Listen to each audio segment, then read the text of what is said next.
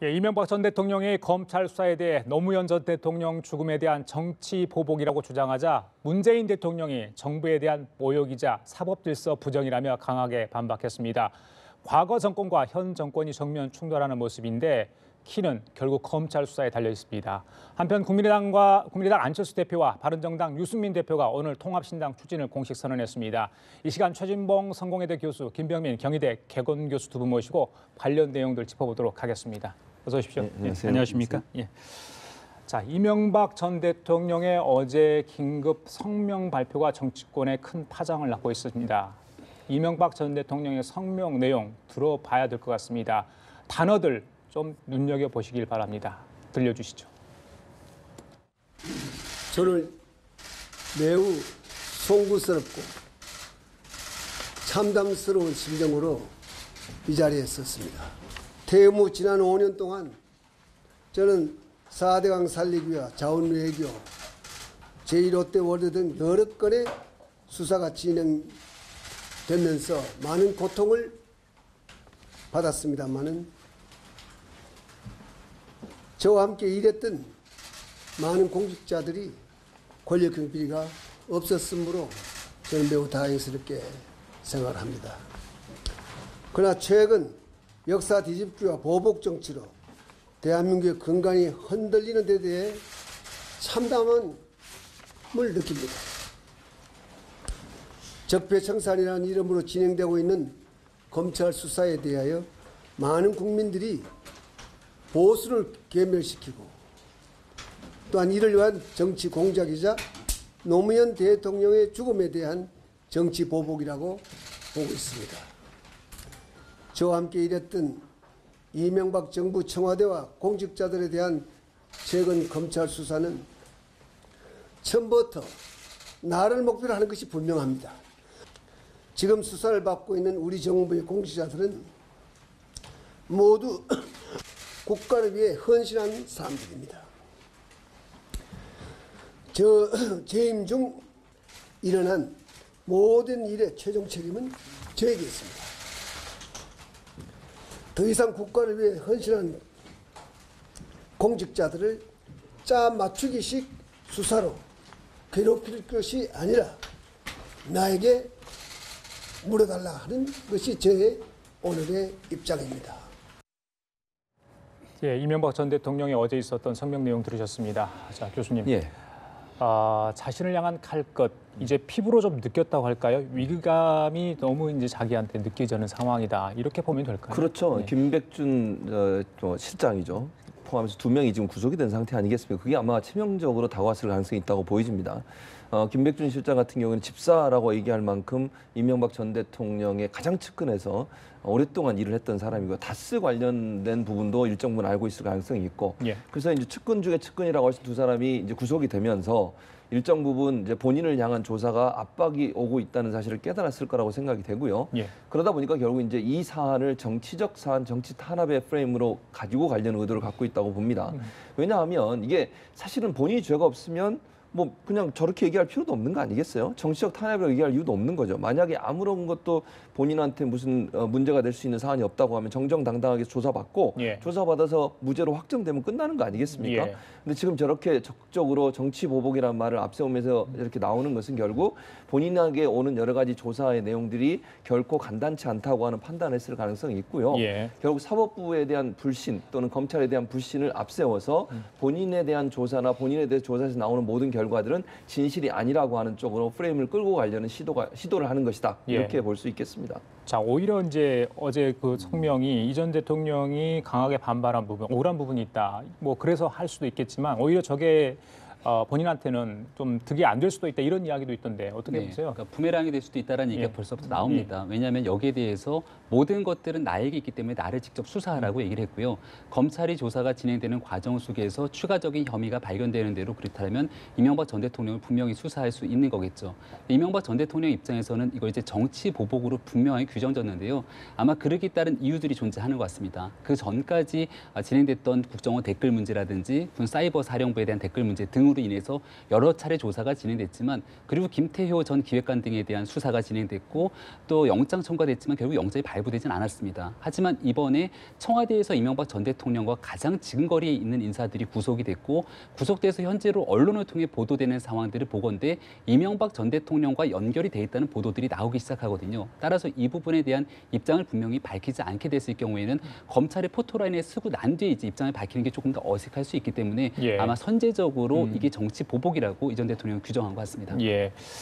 자, 그런데 어제 이명박 전 대통령의 성명이 있고요. 17시간 만입니다. 청와대 신중한 모습을 보였는데 오늘 오전에 박수현 대변인을 통해서 문재인 대통령이 이런 이야기를 했습니다. 들어보시겠습니다. 문재인 대통령은 이명박 전 대통령이 노무현 전 대통령의 죽음을 직접 거론하며 정치 보복 운운한 데 대해 분노의 마음을 금할 수 없다고 말했습니다.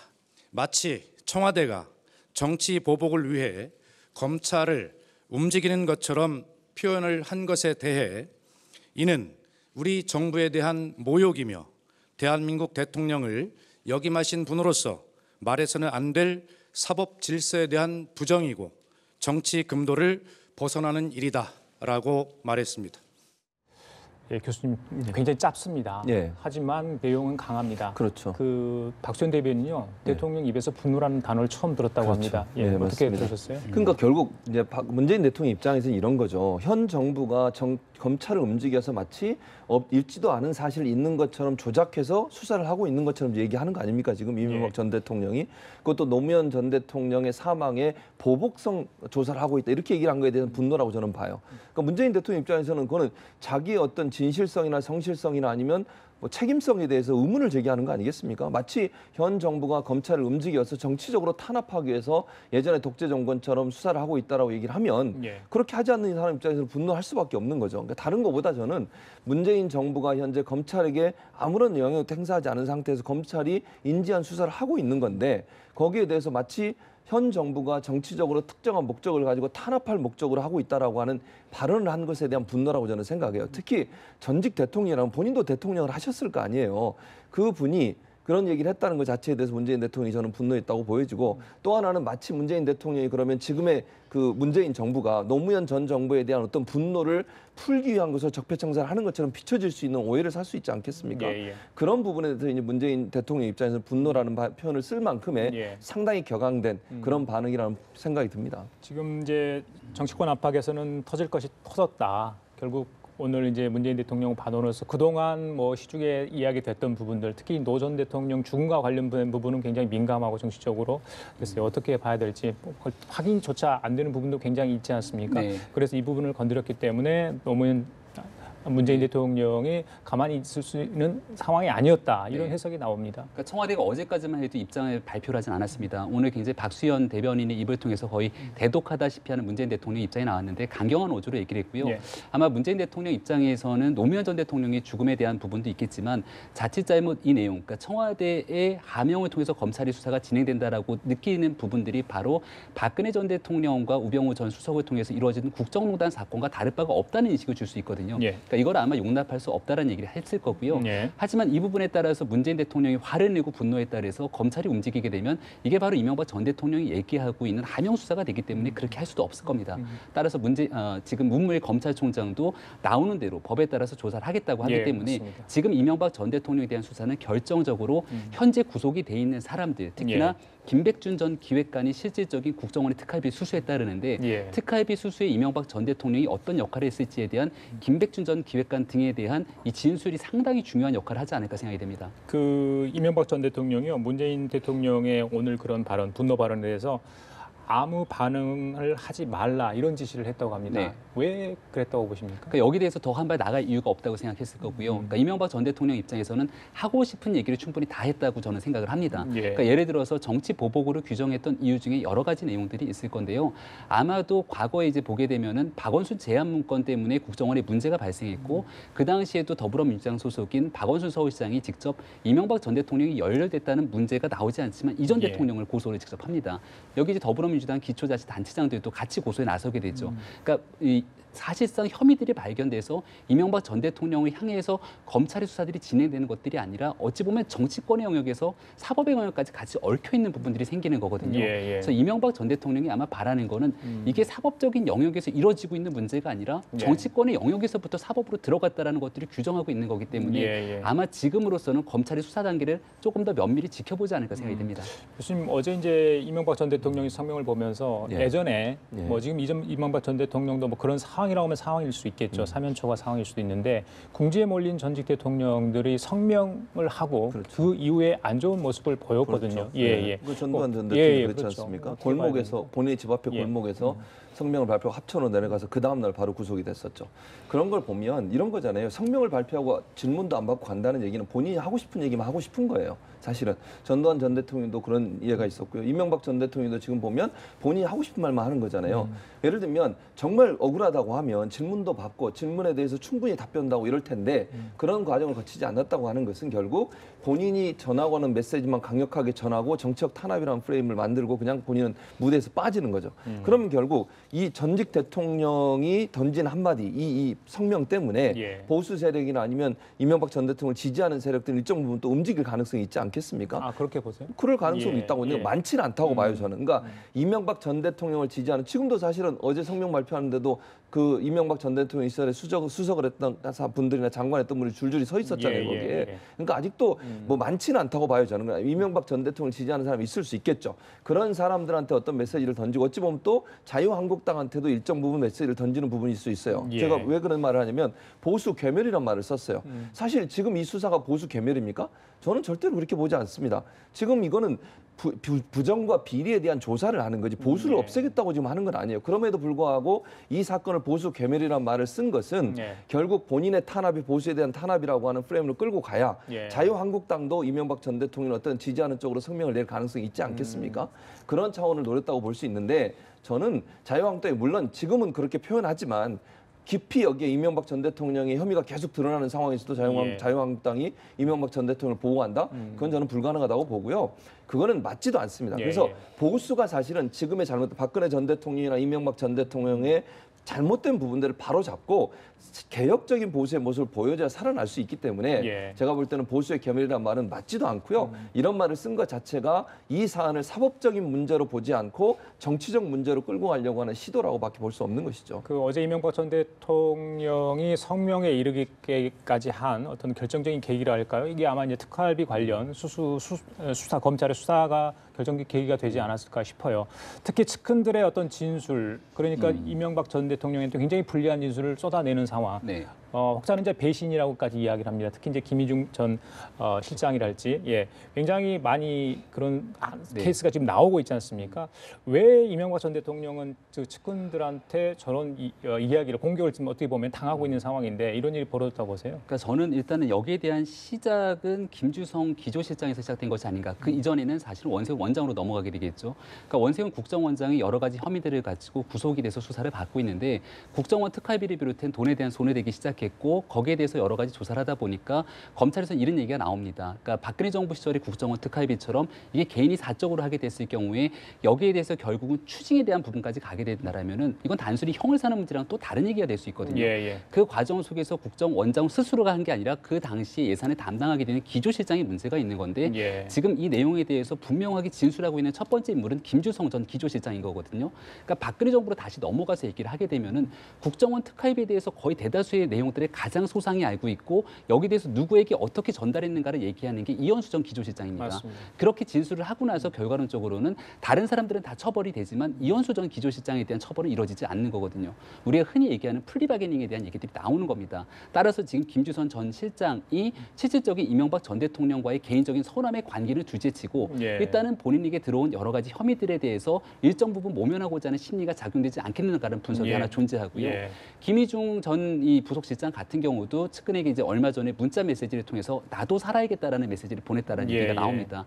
그러니까 이명박 전 대통령을 정치적으로 공격해서 공경에 빠뜨리려고 하는 행위보다는 여러 가지 검찰에 대한 수사의 압박 속에서 모든 것들을 결국은 이런 것들을 얘기해야지만 본인이 좀 비껴갈 수밖에 없는 상황에 이른 것은 아닌가. 그러니까 이거를 이명박 전 대통령은 정치 보복으로 규정을 하고 있는 거고 검찰은 법과 원칙에 따라 수사를 하고 있다는 건데 이 수사에 대한 결과의 끝이 어떻게 되는지에 따라서 누구의 진술이 맞는지가 밝혀질 것 같습니다. 그 부분과 관련해서는 정두원 전 의원이 좀 많은 걸 알고 있는지 모르겠습니다. 오늘 라디오 인터뷰에서 이런 얘기를 했는데요. 좀 들어보고 얘기 나눠보도록 하겠습니다. 들려주십시오. 출소하기 전에 부인이 이제 자살을 했어요. 못 기다리고 참 안타까운 일이죠. 그런데 MB가 그렇게 집사 중에 집사인데 거기를 안 가기는커녕 꽃도 안 보냈어요. 아 진짜? 그러니까 이제 너 돈 받고 그랬지. 그러니까 달면 삼키고 쓰면 뱉는 이제 그런 이제 모습을 보인 겁니다. 김용으로서는 정말 너무나 처절하게 이제 배신감을 느꼈겠죠. 사람 관리를 못한 겁니다. 그러면 지금 검찰이 김희중 실장의 사실을 자신이 알고 있는 모든 걸 만약에 이야기를 했다면 엄청난 카드를 지금 검찰이 쥐고 있다고 봐야 되는 거잖아요. 당연하죠. 이미 이제 얘기는 끝난 겁니다. 게임 끝난 겁니까? 게임 끝난 겁니다. 예, 김희중 전 제1부속실장의 얘기입니다. 부인이 안타까운 일을 당했죠. 그렇죠. 그 이야기를 하는 것 같아요. 맞습니다. 2012년도에 저축은행 사태가 있었습니다. 그때 당시에 김희중 전 실장이 구속이 됩니다. 징역형을 받고요. 그 구속돼 있는 상태에서 아내가 지금 말씀하신 것처럼 이제 불행한 일을 당하게 되는 것이고 그 당시에 본인은 아마 특별 사면 정도는 받을 걸로 생각하고 기다렸었는데 그것도 안 됐을 뿐만 아니라 아내가 사망을 했음에도 불구하고 찾아오지도 않고 뭐 조화도 보내지도 않고 이런 것도 서운했겠죠. 본인 입장에서는. 그러다 보니까 이제 거기서부터 등을 돌렸다고 얘기가 나오고 있는 상황이고요. 또 이제 김희중 실장이 얘기했던 여러 가지 얘기 중에 그런 얘기들이 있습니다. 이게 사실인지 아닌지는 이제 조사를 해봐야 되겠지만 본인이 제1부속실장을 했지 않습니까? 그 당시에 국정원으로부터 특활비 1억 원을 받아서 그 돈을 외화로 바꿔서 제2부속실에 전달해줬다. 그 말은 이명박 전 대통령이 지시를 받고 국정원으로부터 특활비 1억 원을 받아서 그 돈을 외화로 바꿔서 김윤옥 여사한테 전달했다는 말이 되는 거거든요. 그래서 이 부분은 지금 여당이 지금 의혹을 제기하고 있죠. 물론 사실관계는 모르겠습니다. 아직은 맞습니다. 조사를 해봐야 되겠습니다만 그렇게 되면 만약에 이런 발언까지 했다고 하면 이게 사실이라고 하면 김희중 실장이 알고 있는 모든 내용을 다 얘기했을 가능성이 있지 않겠습니까? 그리고 김희중 실장 같은 경우에는 1997년에 이명박 전 대통령이 한나라당 의원 시절에 비서관으로 들어가면서 2년이 됐어요. 그럼 그때부터 다스 문제도요. 일정 부분 알고 있다고 보고 실제로 김백준 기획관보다 정도원 의원의 말에 따르면 김희중 전 실장이 돈 관리를 전체적으로 했다라고 지금 얘기를 하고 있거든요. 그럼 다스 문제뿐만 아니라 특활비 문제도 일정 부분 돈과 관련된 흐름에 있어서는 많은 부분 알고 있을 가능성이 있다는 것이죠. 알겠습니다. 그래서 김희중 실장이 만약 발언을 했거나 진술을 많이 했다고 하면 그게 스모킹건이 돼서 이명박 전 대통령을 포토라인에 세우는데 큰 역할을 하지 않을까 하는 생각이 듭니다. 하나만 더 간단히 여쭤볼게요. 이 문제와 관련해서. 그 각 당의 이번 사태를 보는 입장은 좀 달라요. 제가 여쭙고 싶은 거는 자유한국당입니다. 이명박 전 대통령 쪽에 좀 힘을 실어줘야 된다고 보세요? 아니면 지금 상황이라면 좀 발을 좀 빼야 된다고 보시는지? 투 트랙으로 저는 접근한다고 보는데요. 다스 문제에 관한 거는 전적으로 이명박 전 대통령 개인에 대한 문제이기 때문에 한국당이 이래라 저래라 언급하거나 관여할 이유가 없다고 생각합니다. 다만 국정원 특수활동비에 관한 문제는 사실 지금 오늘도 자유한국당이 하고 있는 얘기들을 지켜보게 됐을 경우에 왜 과거 정부에 대한 수사와 형평성이 맞지 않는다는 얘기를 하고 있는 거거든요. 그렇기 때문에 여기에 대한 정치 보복에 대한 수사로서 어느 정도에 대한 얘기를 분명히 할 거라고 보여지는 거고요. 지금 얘기를 하고 있는 것처럼 이게 단순하게 검찰과 이명박 전 대통령만의 이야기라면 자유한국당이 빠져 있을 텐데 여기에 청와대가 굉장히 강력한 성명을 냈고 더불어민주당 의원들의 발언들을 보게 되면 상당히 발언의 수가 높은 발언들이 쏟아내기 시작합니다. 특히나 박홍근 원내수석 부대표 같은 경우는 여기에 대해서 이제 제2부속실장과 김윤옥 여사에 대한 얘기까지 나오게 되는데 어찌 보면 지금 현재 검찰은 그 부분을 부인하고 있기 때문에 자칫 잘못 피의 사실 공표에 대해서 이거를 굉장히 어디서부터 정보 출처가 갔는지까지 문제를 삼을 수 있는 거거든요. 따라서 민주당이 어느 정도까지 개입되는지에 따라서 한국당이 이 문제에 개입할 수 있는 여지가 결정된다고 저는 봅니다. 그래요. 알겠습니다. 자, 이 얘기 좀 하겠습니다. 국민의당과 바른정당 통합 시간표, 그래서 이걸 빨리 가야 된다고 할지 아니면 지금 뭐 시간표가 지금 뭐 중간에 멈춰서 터덕거린다고 해야 될지 모르겠습니다. 오늘 이제 안철수 대표, 우리 유승민 대표가 합당과 관련해서 통합 관련해서 공동 선언을 하지 않았습니까? 그렇죠. 그래서 반대파의 반발을 무릅쓰고 지금 한 건데 어떻게 보십니까? 아무래도 이제 그 여러 가지 불안함이 작용했다고 저는 봐요. 왜냐하면 어젠가 그제 또 바른정당에서 한 분이 또 나왔지 않습니까? 맞습니다. 그래서 9명으로 줄었습니다. 그리고 이제 반발은 국민의당 내 반발은 계속 심해지고 있는 상황이고 이 상황에서 유승민 대표가 적극적인 모습을 보이지 않아서 사실은 좀 불만이 있었어요. 내부에서. 왜냐하면 이게 통합에도 좀 적극적으로 힘을 합쳐줘야 지금 뚫고 나가기도 힘든 상황인데 유승민 대표가 너무 그냥 조용히 있고 눈치 보는 듯한 모습을 보여주니까 국민의당 내부에서도 불만이 있었고 사실은 이학재 의원 같은 경우도 불만을 얘기한 적이 있었거든요. 그런 차원에서 아마 이번 이제 발표는 통합이 분명하게 우리가 가는 방향이고 국민의당이나 바른정당 어떤 상황이 되더라도 통합적으로 가겠다고 하는 모습을 천명함으로써 흔들리는 의원들을 붙잡으려는 의도도 있다고 보여주고요. 또 통합의 긍정적인 표현을 갖고 있는 또는 긍정적인 마음을 갖고 있는 국민의당 당원들의 마음을 잡기 위한 하나의 이벤트다 이렇게 생각이 됩니다. 그 광주 전남 지방 의원들은 지금 탈당 움직임을 벌이고 있답니다. 통합에 대해 쐐기를 박는 건데 지금 반발은 만만치 않습니다. 네, 국민의당 내부 반발은 당연히 만만치 않을 거고요. 그렇기 때문에 안철수 대표도 더 속도를 낸 것 같습니다. 그러니까 말씀을 굉장히 정확하게 해주셨는데 정확히 말하면 2월 4일까지 기다릴 수 없다는 겁니다. 시간이 앞으로도 한 보름가량이 남아있는데 여기까지 기다리면서 통합을 보고 가기에는 바른정당 내부도 흔들리고 국민의당에 대해서는 훨씬 더 안 좋은 내분의 상황이 이루어지게 된다면 2월 4일에 전대에서 통합을 결정하더라도 컨벤션 효과가 없다면 말짱 정말 어려운 상황이 되는 거기 때문에 오히려 지금 당장 통합이 됐다라는 기정사실을 갖고 내일부터 한 걸음씩 바른정당과 국민의당의 통합 신당의 모습들을 보이려고 할 건데요. 이러한 측면 속에서 나갈 사람들은 나가고 정리되는 사람들은 정리하면서 가겠다라고 하는 의지 표현을 오늘 분명히 한 것 같습니다. 알겠습니다. 이후에 두 당의 상황 좀 지켜보도록 하겠습니다. 자, 지금까지 최진봉 성공회대 교수, 김병민 경희대 개건 교수였습니다. 말씀 잘 들었습니다. 예.